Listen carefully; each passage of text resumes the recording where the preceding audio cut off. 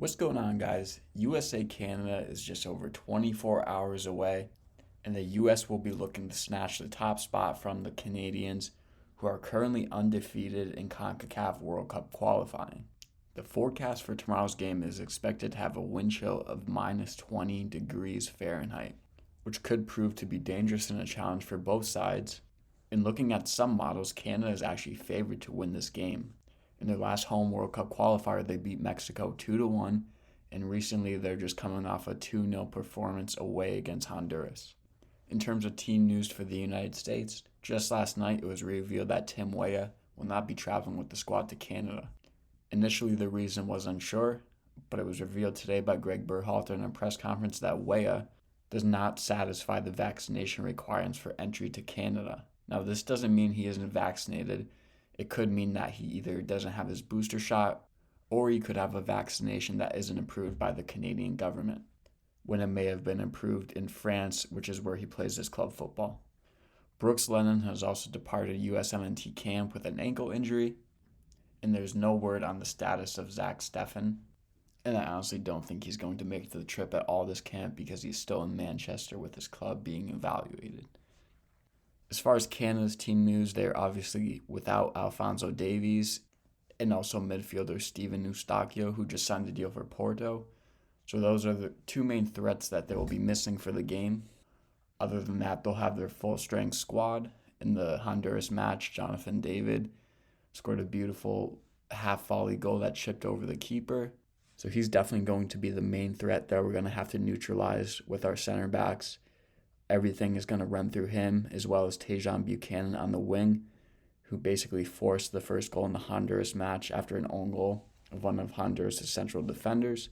So in my opinion, those are the two Canadian players that we really need to watch out for and neutralize in their attack. So Canada will be playing at home at 50% reduced capacity, which I think is an advantage for us. We won't have the crowd in our ear constantly in the cold, although I think it will play a factor. As long as it's not dangerous, the game should go along, and we should do just fine, as we saw in the El Salvador game.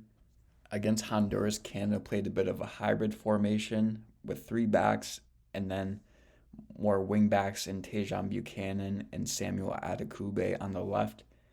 And up front, they started Kyle Larin as well as Jonathan David as the two forwards, and they used Junior Hoilett as basically a central attacking midfielder. So it was a very interesting formation Canada played out, and we could see them do the same against us. Their coach John Herdman loves to change formations during the game, so that's something that Greg will have to react to in his coaching style.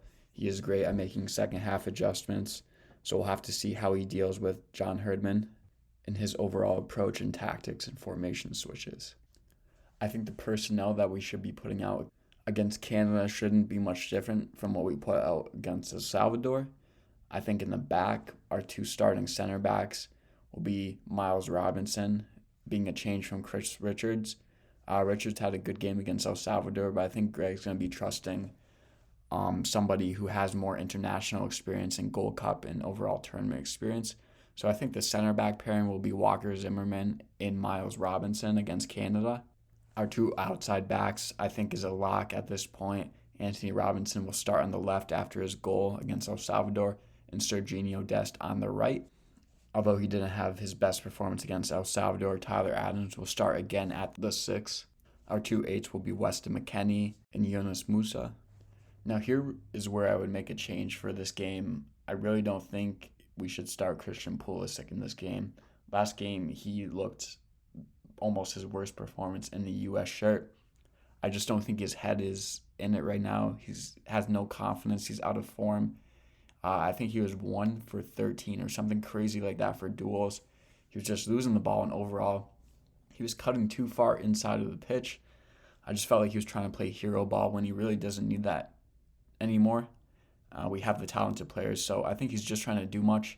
I think right now, and I can't believe I'm saying this, he's more effective as a super sub for our team. We saw it against Mexico. It worked out great. So I really wouldn't give him the start. I think our two wingers for this game should be Brendan Aronson and, although I hate to say this, I think Paul Arriola, now that we don't have Timo Weah in the squad. So I think Aronson and Arriola will get the start on the wing. And I think that our starting striker will be Ricardo Pepi after he didn't feature in the game against El Salvador. I think Greg was just saving him for this game, and I definitely don't think he's falling out of favor at all. In this game, I expect us to struggle a little bit early on, as we usually do on the road in CONCACAF. Maybe we misplace some passes, and hopefully, eventually, the plan is that we just play into the games.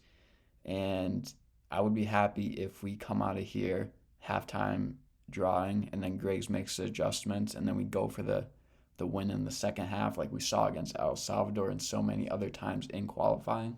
And yeah, it's going to be a tough game, guys, but I really think we can at least get a draw. Canada's undefeated, so they're not to be taken lightly. They got a point at the Azteca in Mexico, and they're top of the table for a reason. But I really, as I said before, I want this to be a 9-point window, so I really think we shouldn't play for the draw like we did against in Panama. We really got to go out there, go for the win, and just get our one foot in the door into Qatar for the World Cup qualification. It's definitely not going to be easy.